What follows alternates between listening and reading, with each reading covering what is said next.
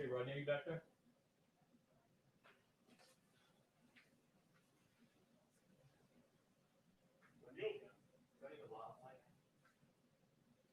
Wireless up there. That's these are still okay.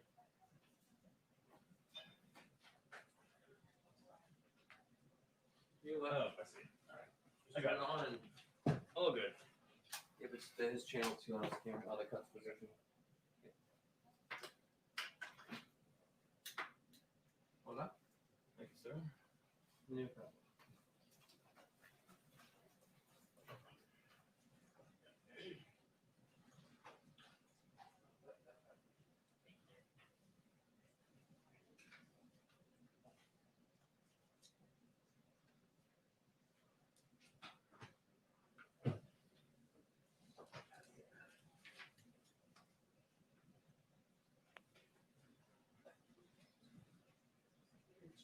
Wake up, shoot. I know a lot.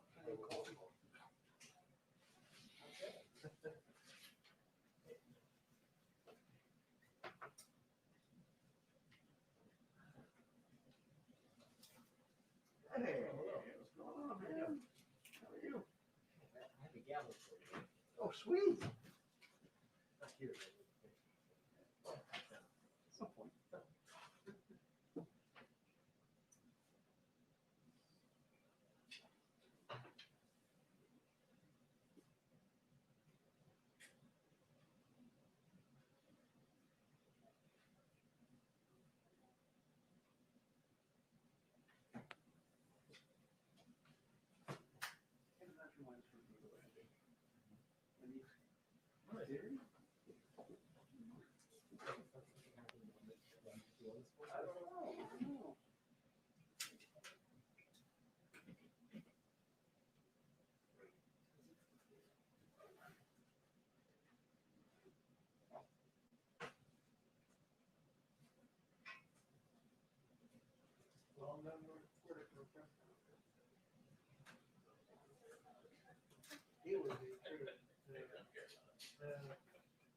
Okay, it's on.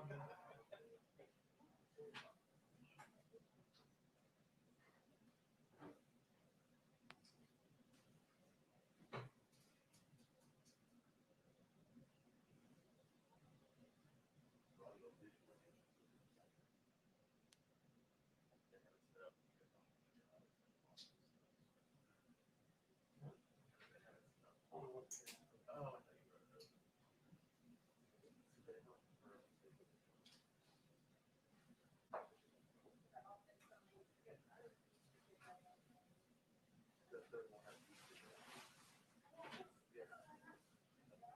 Yeah, because I saw it when she was, he had the left turn right in front of the door. Yeah.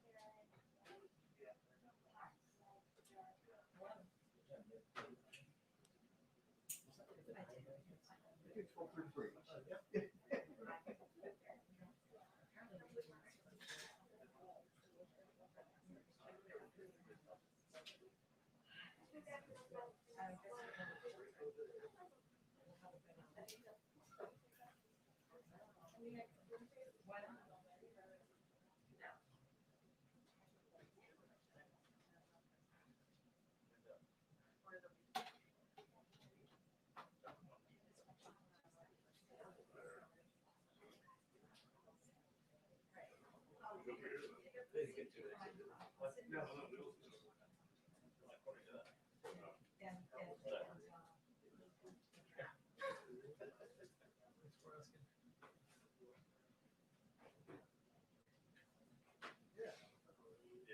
Oh, wait, I'm supposed to be right on the right.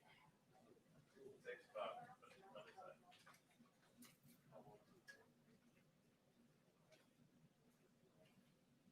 Sorry.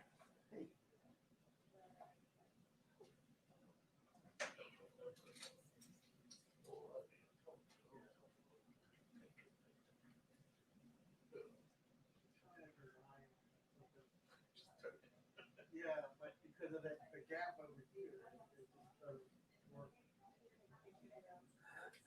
Put it on there.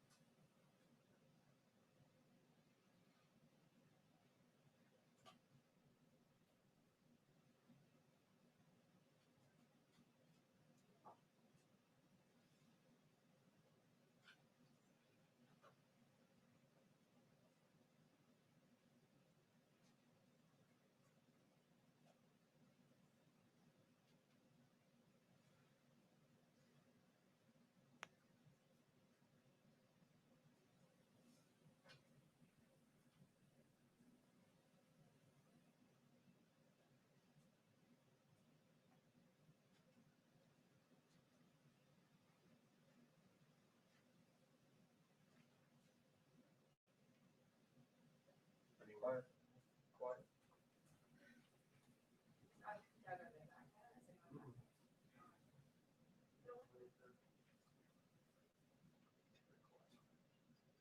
We're gonna break today, folks.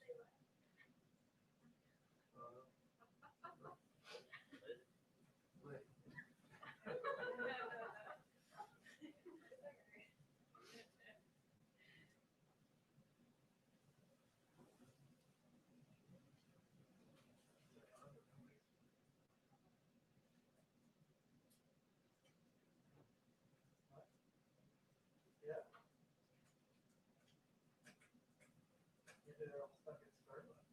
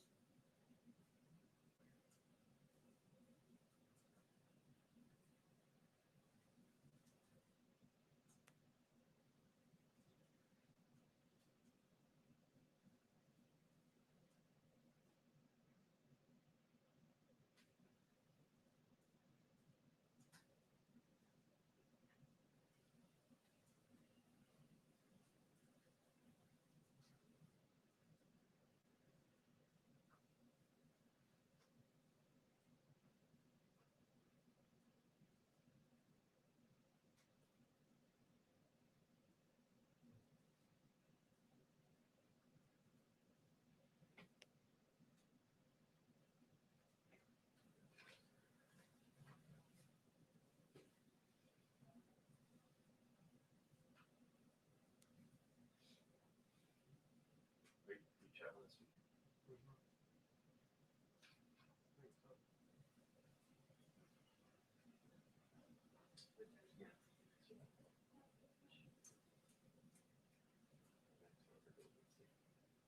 You going, huh? I think so. I'm not sure. Oh, yeah. It's only up there.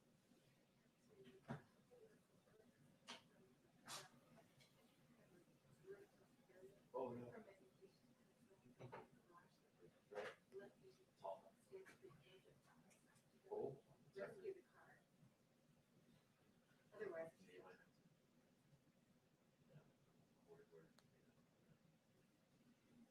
Mills, you are traveling? I don't know yet. I think Harney's gonna go. What's that? Harney's gonna go. Really? He just got married. He's been on vacation since March, so. What? Is he on his honeymoon now? Yeah, it's not even fun. So be careful there. It's there's Grips? Yeah. The ceiling is leaking at the White House press room. Uh-oh. No, I think the door was cocked Was it up leak? too long. Oh, yeah, the door, the leak outside now. People cock this door open and it ends up being 4 degrees back in the back, and you get compensation. Oh.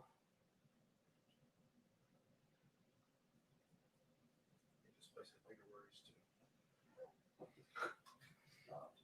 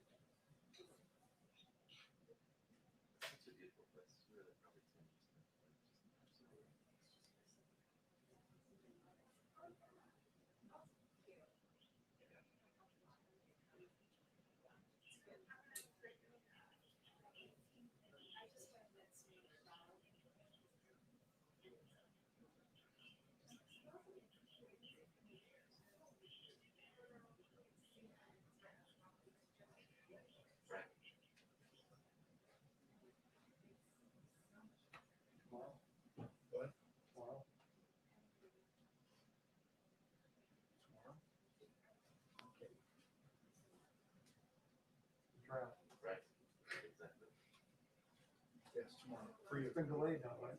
Delayed.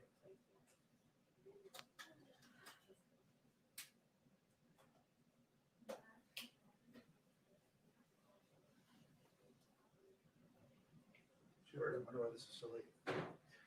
Hmm? This is weird, I wonder why it's so late. Chip and Gucci. So Chip and Ren, day off just to prep for the, If we ever get away again, draft. Your next getaway to the premium one. right? Yeah. We got covered for most of the week, early in the summer. There's a farmhouse in there where my grandparents, where my grandfather grew up. Let's go over there. That's such a nice place. Yeah, man. And so it's not too hard to get to. You can be up around, and it's beautiful. The week there was gorgeous. I like the whole thing. Two basic things at once. Exactly. Yeah. Yeah, the creek that runs right below the farmhouse, perfect. My grandpa's old minnow trap and put it in the water. So the little tiny fish, but it's for our son to play with and look at. He didn't want to touch him too much. He felt in his hand for a second. Oh.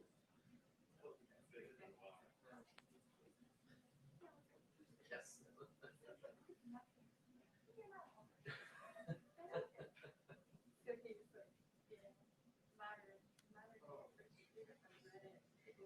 Yeah, that's a good thing. It's just that thing. And then it's just with water.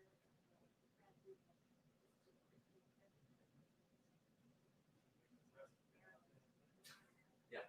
Down here. Yeah. Hold on.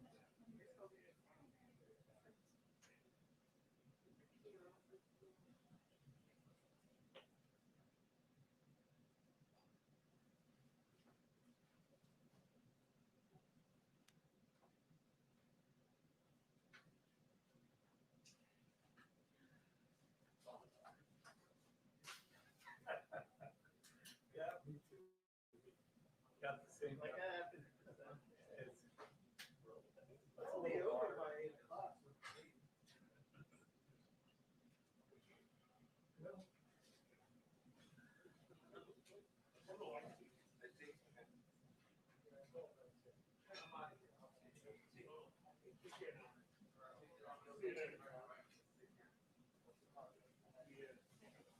Yes, so it's not until like, Friday morning is when we need it. Right, no, we get tomorrow, so, yeah, we're driving, yeah, I have to do latches in the morning and then I get on the road.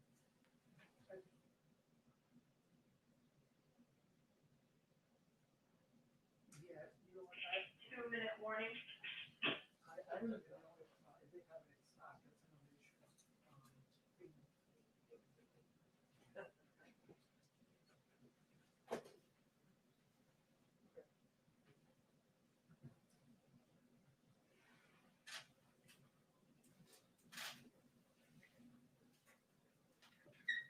Right, we're about to go to the gym. Thanks.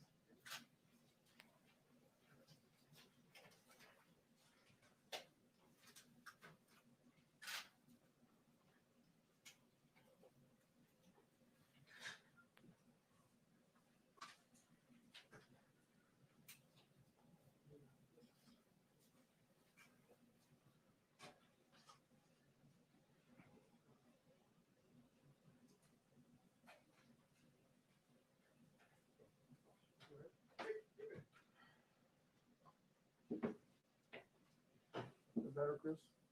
Yeah, but you didn't have to. All good. You gonna be there, Doug? No, You gonna be there? a little bit further that way.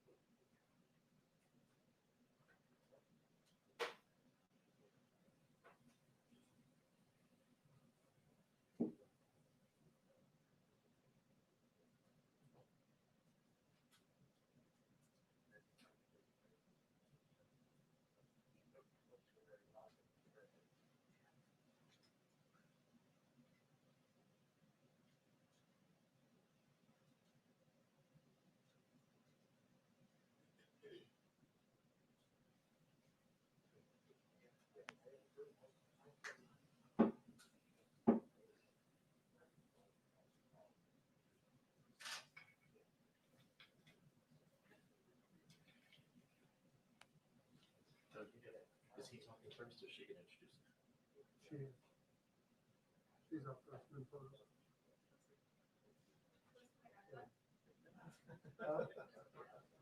Kayleigh.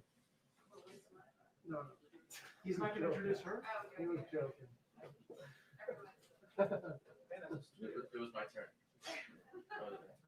My number was in the pool. It's pouring outside.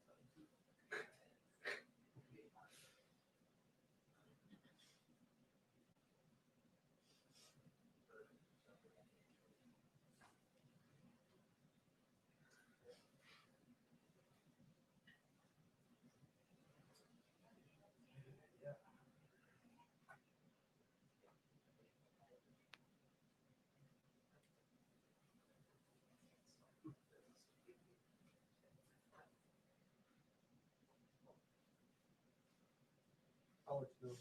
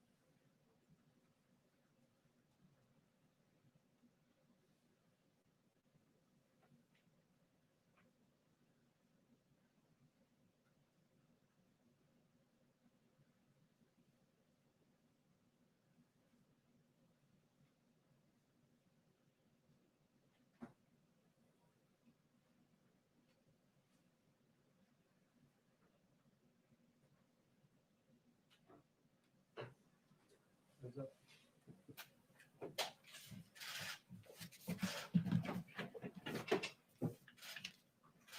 Hello, everyone. Today, President Trump was nominated for the Nobel Peace Prize in recognition of his work in brokering an Israel-United Arab Emirates peace deal. It was a historic deal and the first such deal in over 2 decades. This is a hard-earned and well-deserved honor for this president. President Trump's foreign policy will always be one of peace through strength, and that is what the American people are seeing abroad. Career politicians merely talk about the kind of results this president has achieved on the world stage. End endless wars, we hear that often. Not too often do we see it actually done. Today, the president and the Pentagon, the Department of Defense, are announcing a drawdown of troops in Iraq, just announced from 5,200 to 3,000. We are getting our allies to pay their fair share. Now 9 NATO countries are meeting their 2% spending obligations. We've secured better trade deals for the American worker. President Trump negotiated the USMCA, the US-South Korea deal, ended the Trans-Pacific Partnership, brought back manufacturing jobs. President Trump has stood up to China. the Phase 1 China deal, also tariffs to hold China accountable, and actions to block Huawei. President Trump's also defeated terrorists. The ISIS caliphate is destroyed. Al-Baghdadi is no longer on the battlefield, along with Iranian General Soleimani. In addition to these priorities, President Trump has made peace a cornerstone of his recent foreign policy efforts. The peace deal between Israel and the United Arab Emirates led to the first flight from Israel over Saudi Arabia's airspace to the United Arab Emirates. The signing ceremony for this historic deal will be September 15th at the White House. President Trump has also brokered economic normalization between Serbia and Kosovo, a major breakthrough in this decades-old conflict.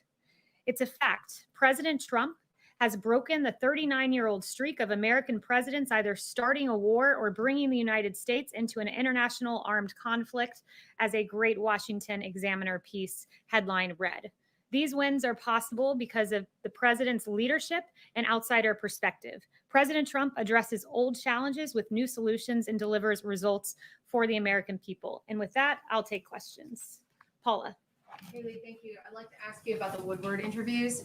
Did President Trump intentionally mislead the American people about the threat of COVID, a pandemic that has now cost the lives of nearly 200,000 Americans? Absolutely not. This president, at a time when you're facing insurmountable challenges, it's important to express confidence. It's important to express calm. Always play it down. Is playing it down, is that expressing calm? It seems dishonest. It seems Can like you a read the lie. rest of the quote? That's how much they put in there. Oh, you excluded the last part. We'll play the full thing on 60 Please- Minutes please on do. Sunday. Do you deny Please that do he explain. misled the American Please, people of about course the I threat of deny this that. pandemic? And he makes clear that he doesn't want to see chaos, by the way, is the second part of the quote, which you failed to read. The president, just days after having this discussion with Bob Woodward, said this from this podium. On March 30th, he said, I do want them to stay calm. We are doing a great job. If you look at the individual statements, they're all true. Stay calm.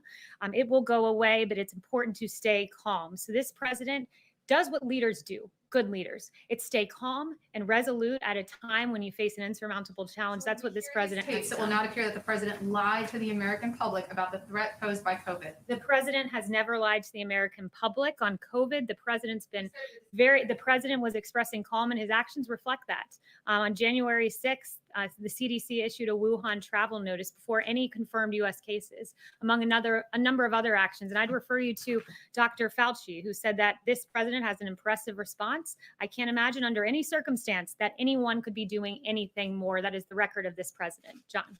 Kayleigh, but how do you square the president's words to Woodward when he said, this is a very delicate one. It's also more deadly than even your strenuous flu. This is deadly stuff.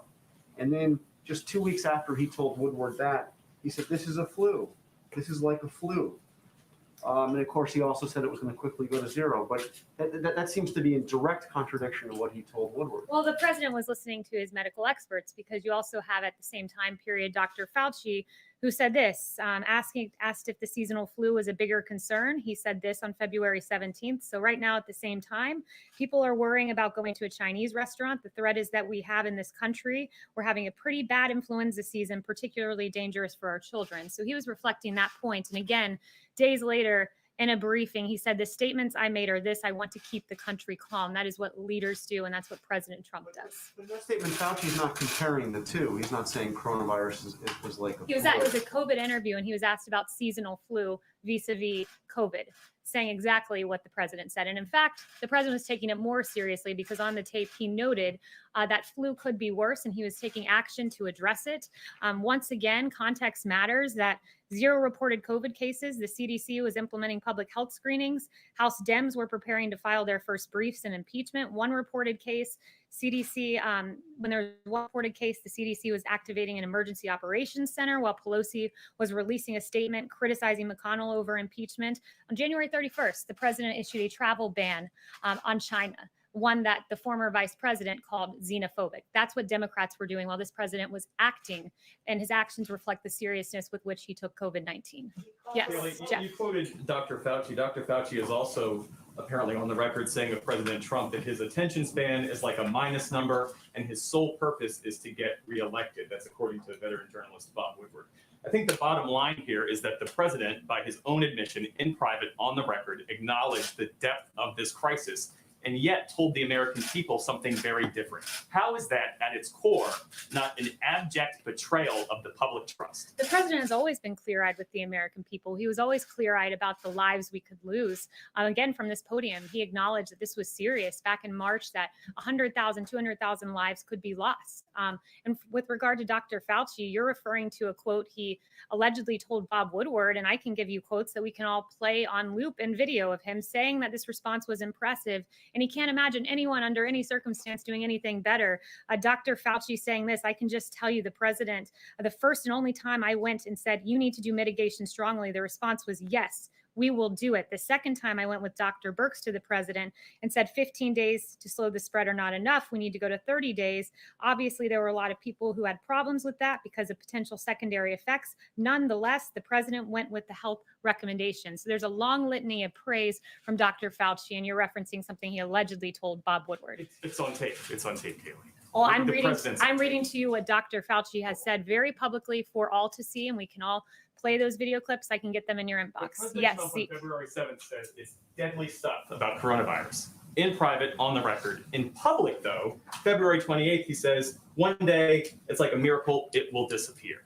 Well, It's one thing to, as a public figure, not to try to incite panic. It's a very different thing, respectfully, to lie and mislead the American people about a crisis that has claimed nearly 200,000 American no one lives. is lying to the American people. One day COVID will go away. I think we can all hope for that day. We will have a vaccine because of this president tearing through bureaucracy to get a safe and effective vaccine. One day it will go away. That is a fact. It is not inciting fear. This president has expressed calmness from this podium, mobilized the greatest mobilization of the private sector since World War II, got more tests than any country in the world on COVID, a vaccine, which, by the way, it'll be a record for a novel pathogen. The timing of this vaccine, should we get it by the end of the year, or should we get it even 3 years, which was the timing of Ebola? This president has done an unprecedented job dealing with COVID, and one that Dr. Fauci even acknowledged. And like I said, I will get you that clip to your inbox. Yes. Kayleigh, you mentioned a few minutes ago that this was an insurmountable problem. I think that's quite a point of dispute. If you look around the world, the United States leads the world in confirmed cases, in deaths from COVID-19. So doesn't the president have their responsibility for that record as well as the testing and the vaccine development that you're just talking about? No, when you've looked at the rest of the world, in particular, the case fatality rate in the United States is about 3%. The world is 3.3%, the UK 11.9%, France 8.8%, Belgium 11.2%, and you can go through the various Western world countries that have dealt with COVID, and we've done a very good job. The case fatality rate notes that, and that's a testament to our therapeutics that the president has navigated. The U.S. is still of course, the very case fatality rate is the metric that shows how well our response has done with therapeutics, and we are leading the world in having the lowest case fatality rate. It's a very important metric, and one that's a testament once again to a president who ripped through barriers, getting us from remdesivir, convalescent plasma, and other very good working therapeutics. You mentioned the president is very focused on the response there. Then why did the president have thousands of people, many not wearing masks at a rally last night in a state that has limited outdoor gatherings to 50 people? Why is he going to Nevada this weekend to hold similar outdoor rallies, gathering these large numbers of people in violation of his administration's own guidance and of the best advice and guidance of local officials who he has said should have the final say in these matters? People have a First Amendment right, if they so choose, to show up and express their political opinion in the form of a peaceful protest, which is what the president held. And there's a real double standard here. CNN had on a guest, apparently a doctor, Rob Davidson, who said, now true, there are social distancing issues with regard to the protests we've seen around the country. However, this is a public health crisis. They are marching against systemic racism. So if you're allowed to march in aggregate in those protests, you're also allowed to show up at a political rally. You have a First Amendment right in this country. Have a responsibility to keep people safe. Mario.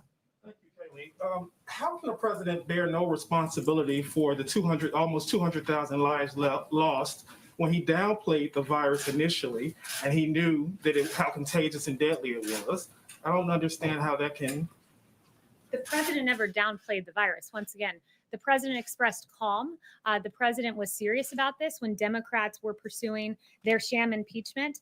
He was expressing calm and he was taking early action, and his actions are reflective of how seriously he took COVID. The tack that he took, the language that he used.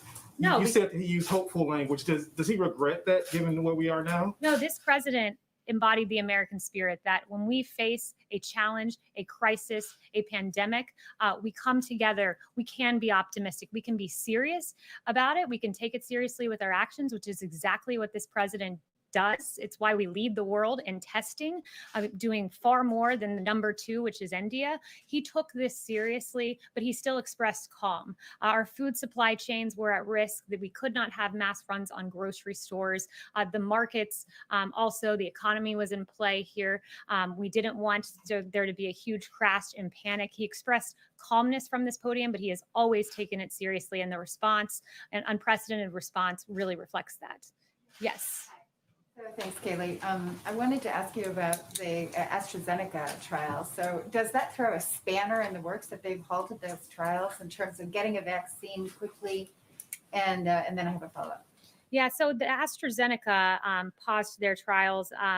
Phase 3 clinical trial was a routine response when you see an adverse effect, and it was one that shows that the science is guiding the way here. And when there was an adverse response that was identified in one individual, AstraZeneca chose to pause that phase 3 clinical trial. There are still 2 American vaccines in phase 3 clinical trials showing great promise, but AstraZeneca, what is happening there is showing that the science is guiding the way on a vaccine, which is what Dr. Fauci, others like Alex Azar, and the president have said all along. So you're still confident that you'll see a vaccine sort of before the end of the year? By the end of the year is the goal, yes. And has that slipped, though, because there was some discussion about seeing something around the time of the election. So do you think it delays that? Our timing is not about the election. It is about saving lives. And by the end of the year has always been our goal. But of course, a safe and effective vaccine, we will take it as quickly as we can get it. Can I ask you about China too? So the Customs and Border Protection was supposed to be announcing, or said that they would announce, a ban on imports of many products from Xinjiang province in China as a result of the human rights abuses there against the Uyghurs. That announcement hasn't come formally. It was supposed to be announced here at the White House. Are you intending to make that announcement, or has there been some backlash against just the breadth of it? It does encompass quite a lot of different products, including tomato products that, Yeah, I have no upcoming announcements about how we'll publicly talk about that discussion. But if I get more information, I'll let you know.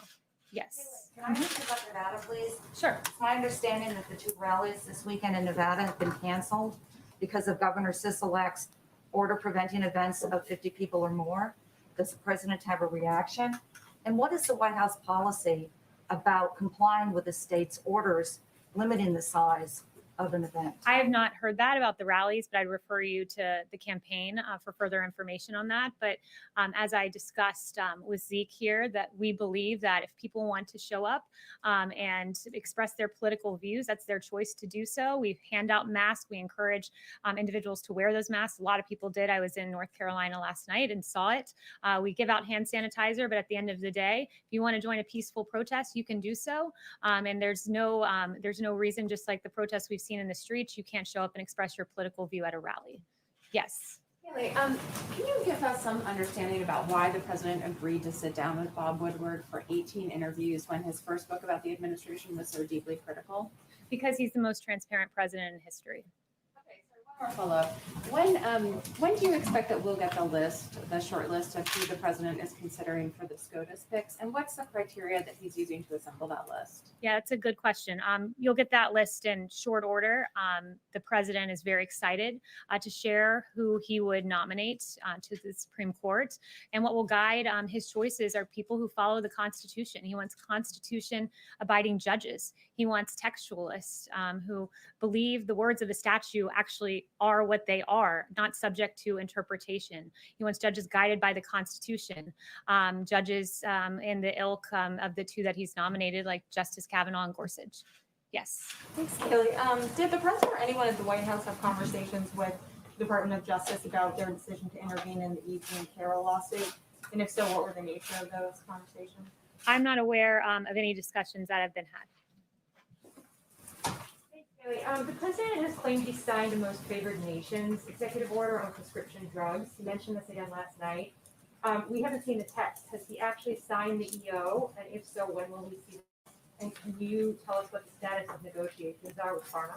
Yeah, so the EO, I believe he's referring to there is the previous one he's signed. A provision of that was most favored nation, which means that for Medicare programs, you have two ways to get prescriptions, Part D or Part B. Part B are drugs you would receive at the doctor's office. And the executive order tells the secretary to peg prices for Part B to a most favored nation price to make sure that American citizens are getting their medications at a price equally as cheap as other countries. So that was the initial EO I believe he was referring to, but any updates, I'll let you know in the upcoming days.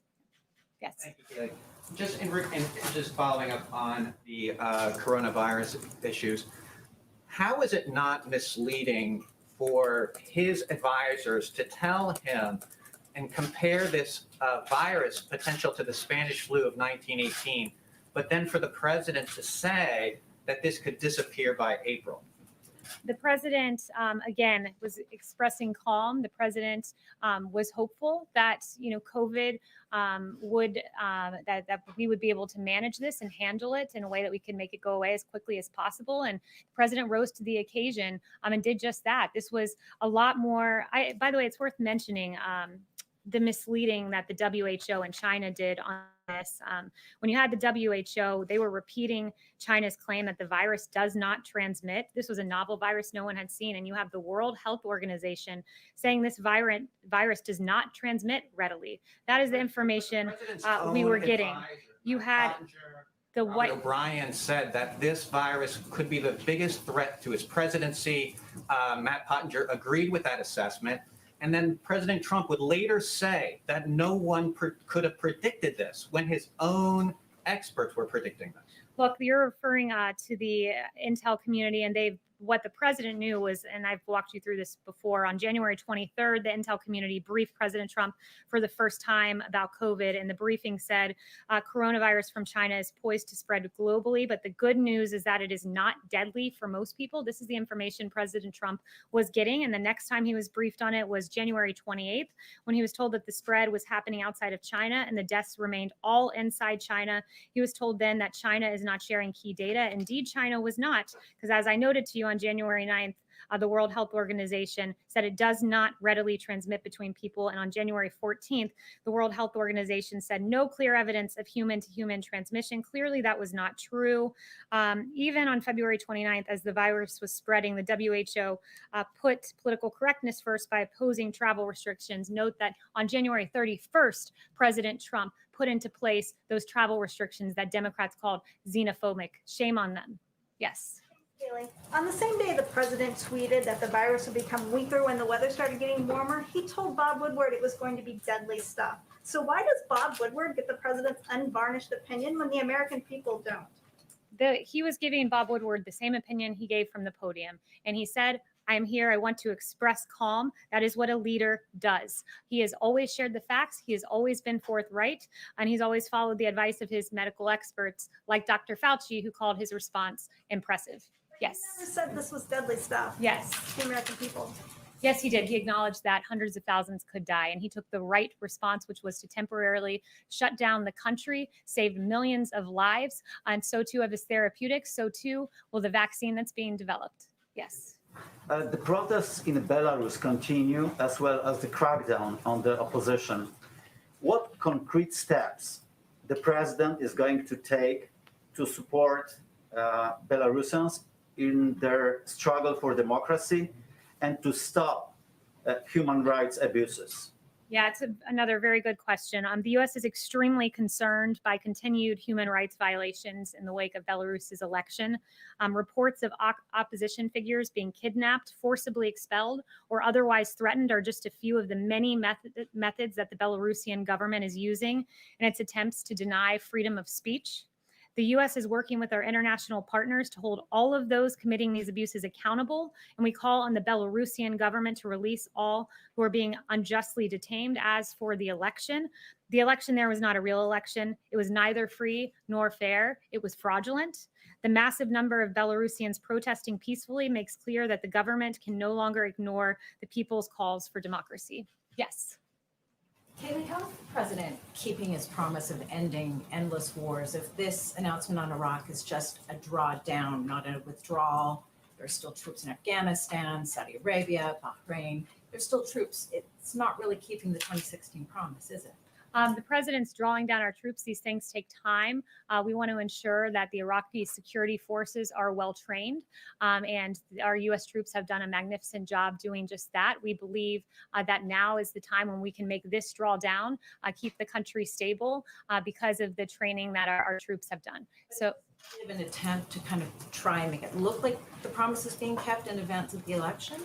No, not at all. This is an expression that we believe that Iraqi security forces can do this alongside the troops that will remain there.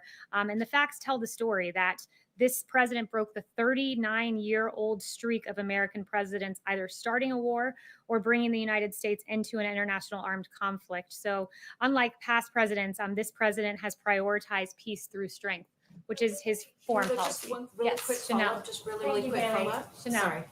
Just on the breaking the 39-year trend, how does that work if the president sent troops into Saudi Arabia? Chanel. Kayleigh, thank you. With Kosovo and United Arab Emirates, these are Muslim majority countries spanning 2 continents now, each bringing some kind of agreement with Israel towards peace. So my question is 2 points. Number one, have the Palestinians opened up any kind of discourse with the White House as to their reaction to these developments with Israel and Middle Eastern countries? And number two, have the Palestinians actually expressed any interest in distancing themselves from Iran in the interest of Middle East peace? Yeah, through the deal, President Trump made additional progress on reaching peace in the Middle East.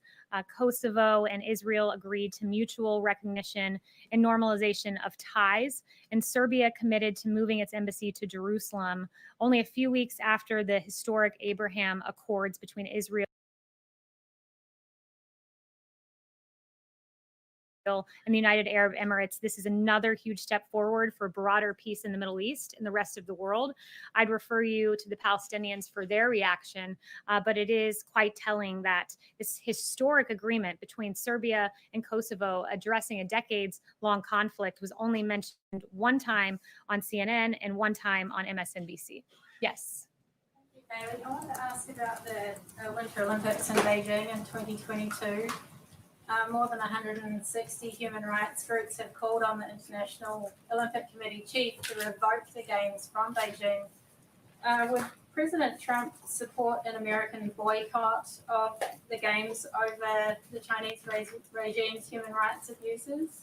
I haven't spoken to him specifically on that, so I'd have to get back to you. But this president has always held China accountable. His actions very clearly show that. He has stood up to China, unlike any president before him in modern history. But one thing I do want to address is just this really egregious, and I addressed it on Friday, but it's worth updating this Atlantic story written by a liberal activist. Now you have 25 people who have spoken out and dismissed this story. And now you even have the author of the story who said, quote, "I share the view that it's not good enough," quote, referring to the fact that he did this false report based on anonymous sources.